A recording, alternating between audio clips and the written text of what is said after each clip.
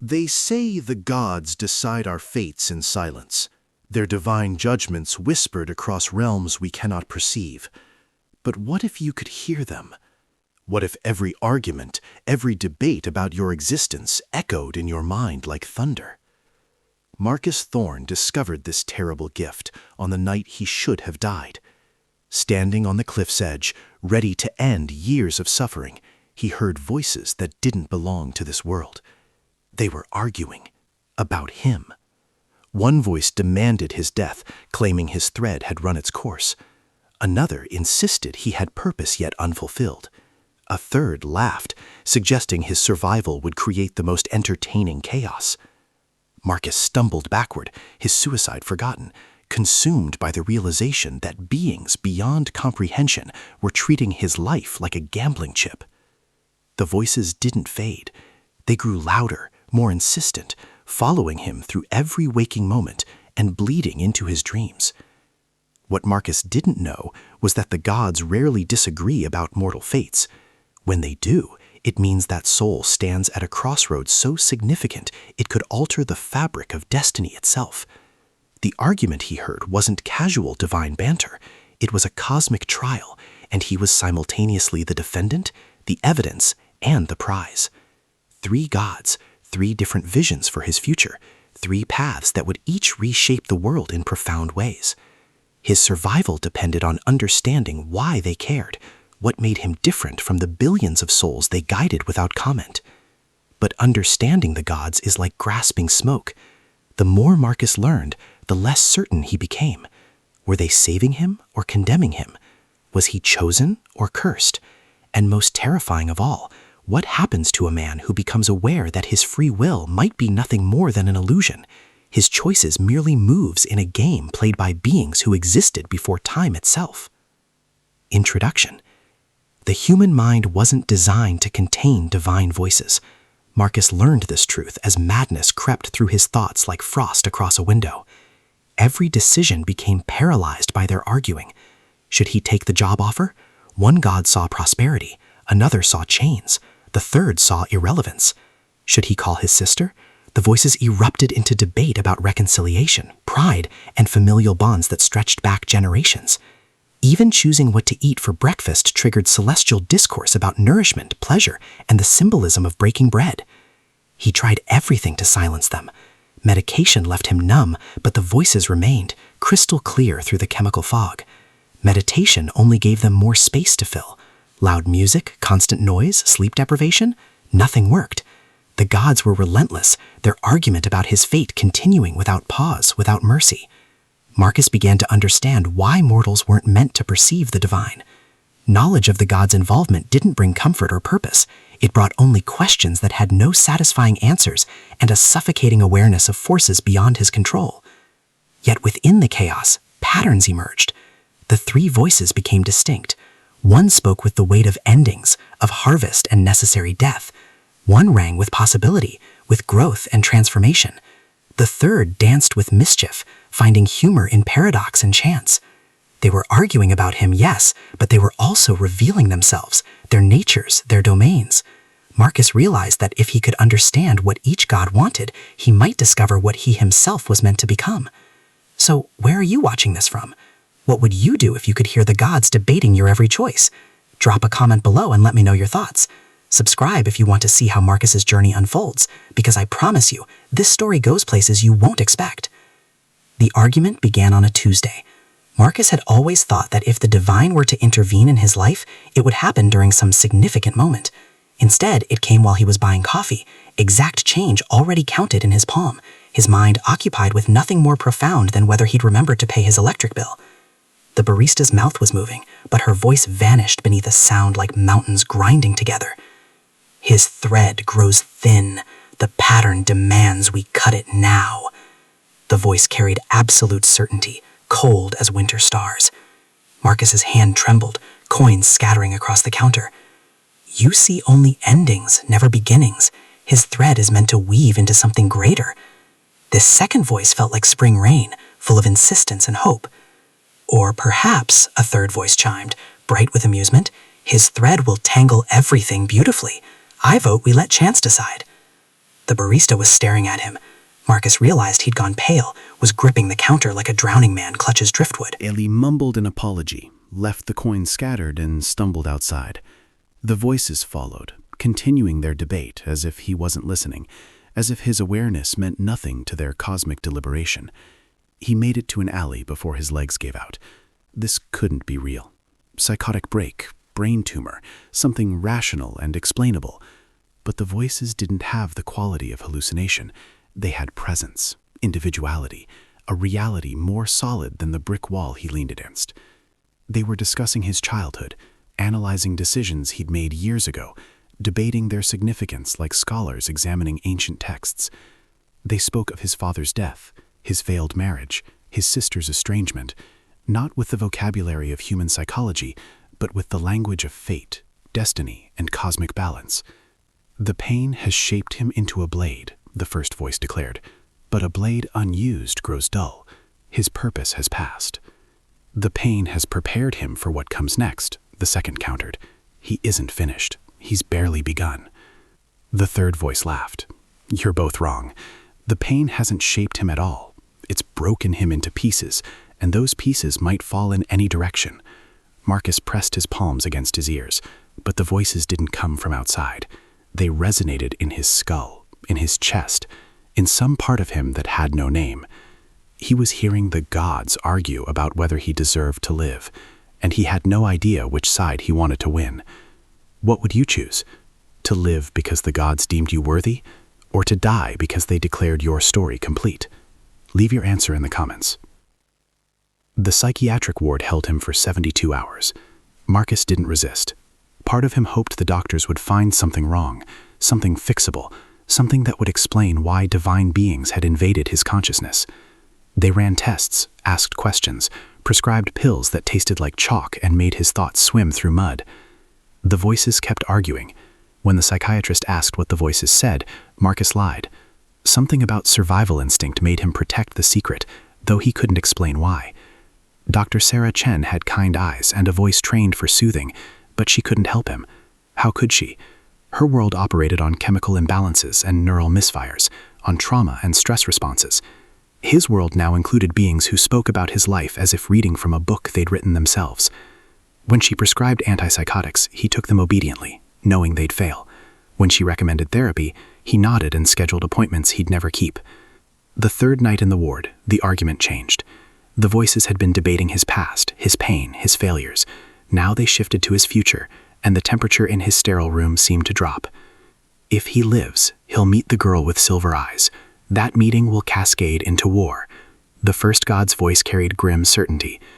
If he lives, he'll meet the girl with silver eyes. That meeting will cascade into awakening. The second god matched the certainty with hope. If he lives, he'll meet the girl with silver eyes.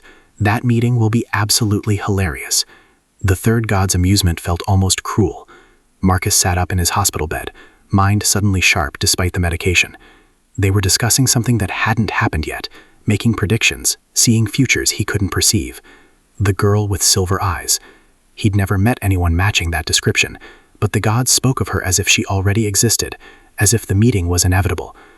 "Who is she?" he whispered to the empty room. The voices stopped.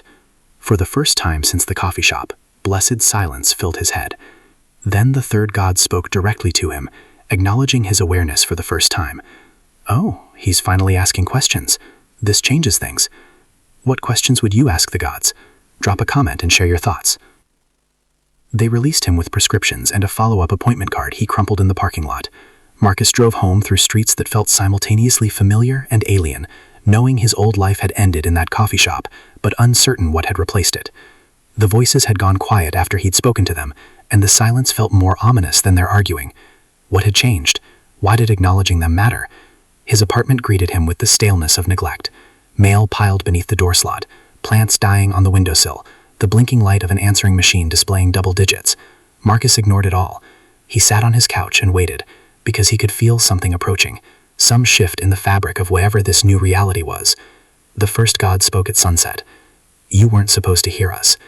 "But he does," the second added, "which means the rules have changed." "The rules are always changing," the third said cheerfully. That's what makes existence interesting. Marcus found his voice, surprised at how steady it sounded. "What are you?" "We are the weavers of fate." The first god's answer came without hesitation. "We are the guardians of possibility." The second god's correction felt important. "We are bored immortals playing games with mortal lives." The third god's honesty cut through the grandeur. "All three?" Marcus asked. "Yes," they answered in unison. The conversation that followed defied linear time. The gods spoke in concepts that Marcus's mind struggled to translate into language. They explained that most mortals move through life blind to their intervention, that free will and fate dance together in ways human philosophy could never untangle. They told him he'd developed the ability to hear them through a combination of desperate prayer, cosmic coincidence, and what the third god called a glitch in the system. But they wouldn't explain the girl with silver eyes. When Marcus pressed, the voices withdrew, leaving him with fragments of prophecy that fit together like broken glass. She was coming, she was important, she was dangerous, she was salvation.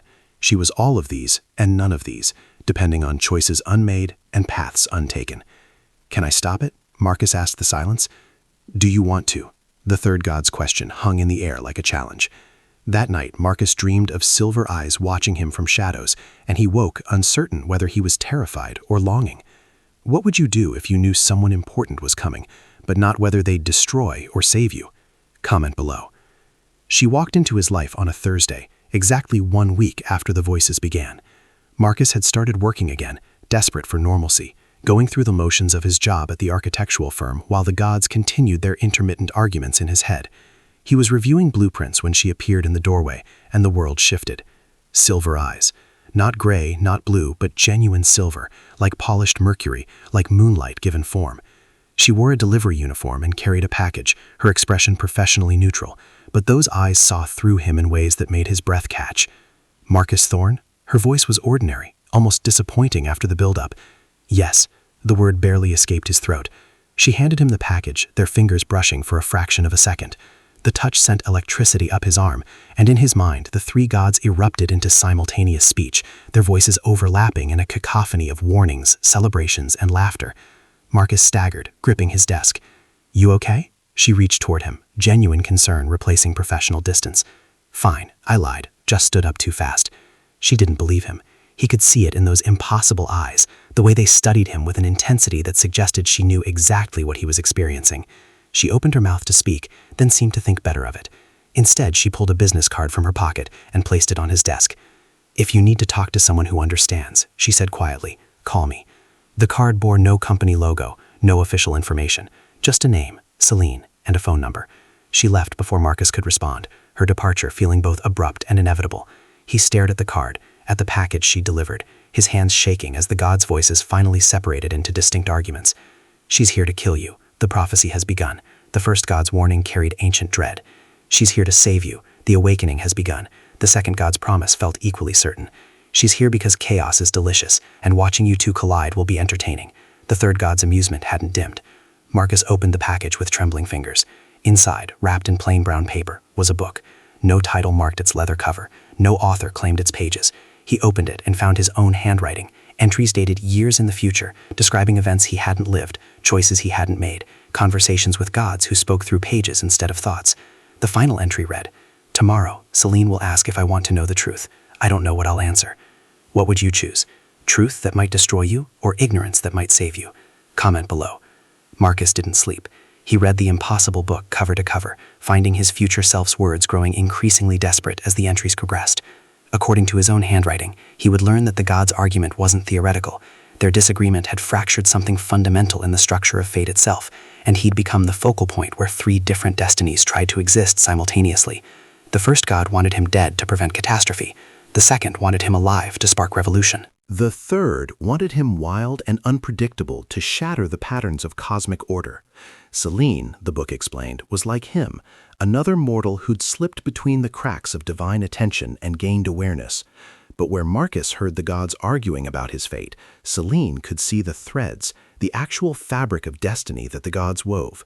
She'd been searching for him because his presence created distortions she could perceive from across the city, ripples in reality that shouldn't exist. The book's final chapters described a choice. Marcus could ally with one of the 3 gods, accepting their vision for his future. He could reject them all and try to forge his own path. Or he could do what Selene would supposedly suggest, find the place where the gods' argument had first begun and force them to reach consensus. The book didn't specify what would happen if he succeeded, only that the attempt would cost him everything he thought he knew about himself. When his phone rang at dawn, Marcus already knew who was calling. "You read it," Selene said without preamble. Not a question. "Yes." "Do you believe it?" Marcus looked at the book, at his own handwriting describing conversations he hadn't had, feelings he hadn't felt, choices he hadn't made. "I don't know what I believe anymore." "Good," she said. "Certainty is dangerous when the gods are watching. Meet me at Greystone Park at noon. Come alone. Don't tell anyone, including the voices in your head." "Can I do that? Keep secrets from gods?" Her laugh held no humor. "You'd be surprised what mortals can do when they remember they're not just characters in divine stories. We're also the authors, Marcus. We just forget that most of the time." She hung up before he could respond. Marcus sat in his apartment as morning light crept across the floor, the book heavy in his lap, 3 divine voices mercifully silent in his mind. For the first time since the coffee shop, he felt something other than fear or confusion. He felt curious. What would you risk to meet someone who truly understood your struggle? Share your thoughts in the comments. Greystone Park sprawled across 12 acres of carefully maintained wilderness at the city's edge, a place where joggers and families gathered, where normalcy reigned. Marcus arrived early, the book hidden in his messenger bag, his mind braced for the gods to object to this meeting. They remained silent, which worried him more than their arguing. Were they waiting, watching? Or had Selene been right about mortals keeping secrets? She sat on a bench beneath an oak tree, feeding pigeons from a paper bag. In daylight, without the surprise of their first meeting, Marcus could study her more carefully. Mid-20s, athletic build, dark hair cut short, and those eyes that caught sunlight and reflected it like mirrors. She didn't look like someone who could see the threads of fate. She looked like someone who should be worried about student loans and career advancement, not cosmic intervention. "You came," she said as he approached. "Did you doubt I would?" "No. Your future self was very clear about your curiosity outweighing your sense of self-preservation." She patted the bench beside her. "Sit. We need to talk before they realize what we're doing." Marcus sat, acutely aware of the space between them, the way reality seemed to bend slightly in her presence. "The book said you can see threats. What does that mean?" Selene held up her hand, fingers spread, and Marcus watched her eyes focus on something he couldn't perceive. Everything that exists is connected. People, events, choices, consequences. Most folks move through life blind to the web, pulling threads without knowing what they're attached to. I see them, all of them. That sounds overwhelming. It is, but it's also beautiful. She lowered her hand. Your threads are wrong, Marcus. They're tangled, knotted, splitting in 3 different directions at once. I've never seen anything like it. The gods are literally trying to pull you apart. Why me? That's the question, isn't it? Selene turned to face him fully. I've been searching for the answer. Best I can figure, you were supposed to die that night on the cliff. All 3 gods agreed on it. But then something changed. Maybe you prayed. Maybe you hesitated. Maybe the universe hiccuped. Whatever happened, it created a paradox. You became simultaneously dead and alive in the eyes of fate, and the gods don't know how to resolve it. Marcus felt cold despite the warm afternoon. So what happens now? Now we go to the source, the place where the gods first gathered to weave mortal fates. It exists in the spaces between reality, but I can get us there. Once we arrive, you'll have to make them listen, make them reach consensus about you. If you succeed, you'll finally have a coherent future. If you fail, she trailed off. If I fail, then you'll probably stop existing altogether. Not dead, not alive, just erased, like you never were. The gods' voices exploded in his mind, 3 different objections roaring simultaneously. Selene grabbed his hand, and the voices cut off mid-word. Her touch created silence, a bubble of mortal space the divine couldn't penetrate. They know now, she said calmly. We need to go. Are you ready to meet your makers?